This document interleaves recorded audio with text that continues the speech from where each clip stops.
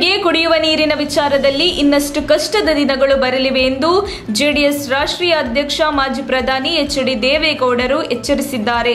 ಬಸವನಗುಡಿ ವಿಧಾನಸಭಾ ಕ್ಷೇತ್ರದ ಗವಿಗಂಗಾದೇಶ್ವರ ದೇವಾಲಯದ ಬಳಿ ಹಮ್ಮಿಕೊಂಡಿದ್ದ ಜೆಡಿಎಸ್ ಜನತಾ ಜಲಧಾರೆ ಸಂಕಲ್ಪ ಸಮಾವೇಶ ಮತ್ತು ಗಂಗಾರತಿ ಕಾರ್ಯಕ್ರಮದಲ್ಲಿ ಮಾತನಾಡಿದ ಅವರು, ಈಗಾಗಲೇ ನಗರದ ಕೆಲವು ಭಾಗಗಳಲ್ಲಿ ಟ್ಯಾಂಕರ್ ಮೂಲಕ ನೀರು ಪೂರೈಸಲಾಗುತ್ತಿದೆ. ಬೆಂಗಳೂರಿನ ಜನರ ಕುಡಿಯುವ ನೀರಿನ ಭವನೆ ಪರಿಹರಿಸಬೇಕಾಗಿದೆ ಎಂದರು.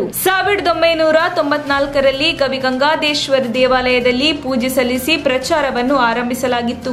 ಆಗ ಪಕ್ಷ ಅಖಾರಕ್ಕೆ ಬಂದಿತ್ತು. ಇಂದು ಕೂಡ ದೇವಾಲಯದಲ್ಲಿ ಪೂಜೆ ಸಲ್ಲಿಸಿದ್ದೇವೆ. ಶಿವನ ಕೃಪೆ ನಮ್ಮ ಮೇಲೆ ಇರಲಿ. ಇದು ಶ್ರೇಷ್ಠವಾದ ಸ್ಥಳ ಎಂದರು. ಮೇ 13ರಂದು ನೆಲಮಂಗಲದ ಬಳಿ ನಡೆಯುವ ಬೃಹತ್ ಸಮಾವೇಶವನ್ನು ಯಶಸ್ವಿಗೊಳಿಸಬೇಕೆಂದು ಕರೆ ನೀಡಿದರು. ಮಾಜಿ ಮುಖ್ಯಮಂತ್ರಿ ಎಚ್.ಡಿ. ಕುಮಾರಸ್ವಾಮಿ ಮಾತನಾಡಿ, ಬೆಂಗಳೂರು ನಗರಕ್ಕೆ ಕುಡಿಯುವ ನೀರಿನ ಹಾಹಾಕಾರ ಬರುವ ದಿನಗಳು ದೂರವಿಲ್ಲ. ಕಳೆದ 75 ವರ್ಷಗಳಲ್ಲಿ ನೀರಾವರಿ ವಿಚಾರದಲ್ಲಿ ಆಗಿರುವ ಅನ್ಯಾಯವನ್ನು ಸರಿಪಡಿಸುವುದು ನಮ್ಮ ಜನತಾ ಜಲಧಾರೆಯ ಉದ್ದೇಶವಾಗಿದೆ. ನಗರದ ಹಲವು ಭಾಗಗಳಲ್ಲಿ ಟ್ಯಾಂಕರ್ ಮತ್ತು ಬೋರ್ವೆಲ್ ಮೂಲಕ ನೀರು ಪೂರೈಸಲಾಗುತ್ತಿದೆ. ಈಗಲೂ ದೊಡ್ಡ ಮಟ್ಟದ ಕುಡಿಯುವ ನೀರಿನ ಸಮಸ್ಯೆಯನ್ನು ಬೆಂಗಳೂರು ಎದುರಿಸುತ್ತಿದೆ. ತಮಿಳುನಾಡಿನ ಒತ್ತಡಕ್ಕೆ ಮಣಿದು ಕಾಂಗ್ರೆಸ್ ಸರ್ಕಾರ ಬೆಂಗಳೂರಿಗೆ 9 ಟಿಎಂಸಿ ನೀರನ್ನು ಬಳಕೆಗೆ ಒಪ್ಪಿಗೆ ಕೊಟ್ಟಿರಲಿಲ್ಲ.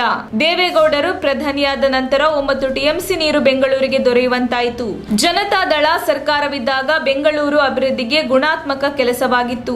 ಈಗ ಜನಪ್ರತಿನಿಧಿಗಳ ಅಭಿವೃದ್ಧಿಯಾಗುತ್ತಿದೆ, ಜನರ ಸಂಪತ್ತು ಲೂಟಿಯಾಗುತ್ತಿದೆ. ಉದ್ಘಾಟನೆಯಾದ ಕೆಲವೇ ದಿನಗಳಲ್ಲಿ ವಾಜಪೇಯಿ ಕ್ರೀಡಾಂಗಣದ ಚಾವಣಿ ಕುಸಿದು ಬಿದ್ದಿದೆ. ಇದು ಈಗಿನ ಶಾಸಕರು ಕೊಡುತ್ತಿರುವ ಕೊಡುಗೆ ಎಂದು ವ್ಯಂಗ್ಯವಾಡಿದರು. ವರದಿ ಆಂಟೋನಿ ಬೇಗೂರು.